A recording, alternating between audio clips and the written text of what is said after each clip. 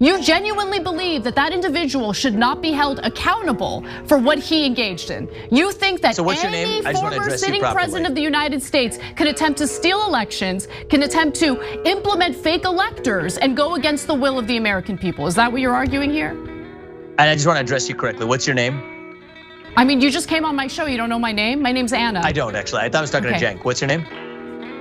My name is Anna. Anna, good. No, we're gonna be chatting for a while. I just wanted to address you conversationally. Should have prepared for the interview Anna, ahead of time. Well, Anna, you guys invited me on your show. I'm making some time for you guys. I'm happy to have the open debate. Let's get some facts actually straight here. I thought you were detail oriented. I don't know. It's just you're the one. You are making. I didn't mean that as a personal affront, Anna. I promise you, and I'm looking forward to getting into substance with you.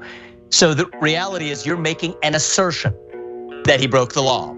And then everything that you're doing is working backwards, making a legal judgment on a complex legal theory that has never been brought against a defendant in American history. So that's a circular reasoning. It's a circular loop. No, what I would prefer to it's do not, is measure Vivek. The facts. That doesn't make any sense what you're saying. Been somebody Vivek, we're not making this legal theory. But Vivek, you're going in circles. Hold on, let's be clear. Nope. So we're not making the assertion. Prosecutors are making that assertion. And you're saying, do not let the prosecutors do their job. Foreclose that. I don't want to discuss this. Hold on, let me finish. So can Joe Biden do a fake elector scheme and just make up electors and declare himself president as Donald Trump wanted to do? And you admitted earlier he is lying. Donald Trump was lying. And so can Joe Biden lie and say, I've got fake electors, and I'll even call them fake electors, and then you're not allowed to prosecute them because you just said, that's it. No one's allowed to prosecute former presidents. Go ahead. So is Joe Biden allowed to do the same exact thing Donald Trump? Let me just ask you guys a question, because I think I'm getting a sense for your command of the details here. Which case would you like to talk about? There are four pending cases. Go ahead, fake electors. Is Joe Biden allowed to do the same one fake of you is talking about documents, and one of you is talking because he broke so many laws. But let's stick with fake electors. Go ahead. So there is no crime here that can be charged. That's the answer. There's no relevant crime. Now, can voters take this into account when determining who their next president is? Absolutely. That's exactly how our process works. But our Constitution has a process that has been followed, and it was followed here. And the US president absolutely, even if he's the outgoing president, has an opportunity to share his opinion, even if those opinions are not true, and if that's found in a court of law.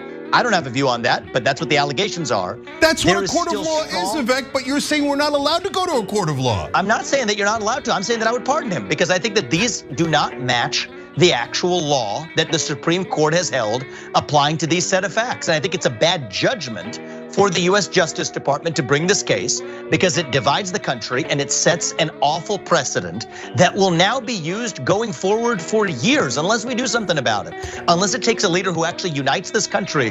This is the new precedent in the United States of America.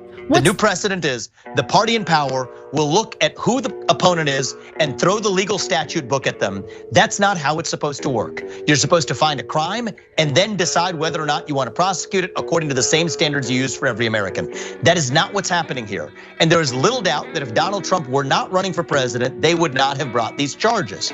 So I think that if you ask me, does this move towards uniting the country or not? I think it does not. I think it moves towards dividing the country, which is why I have been clear, even though I'm running against Donald Trump, I would pardon him if I'm elected president because that will move this nation forward. And I do not think that we should be guided by vengeance and grievance against one man.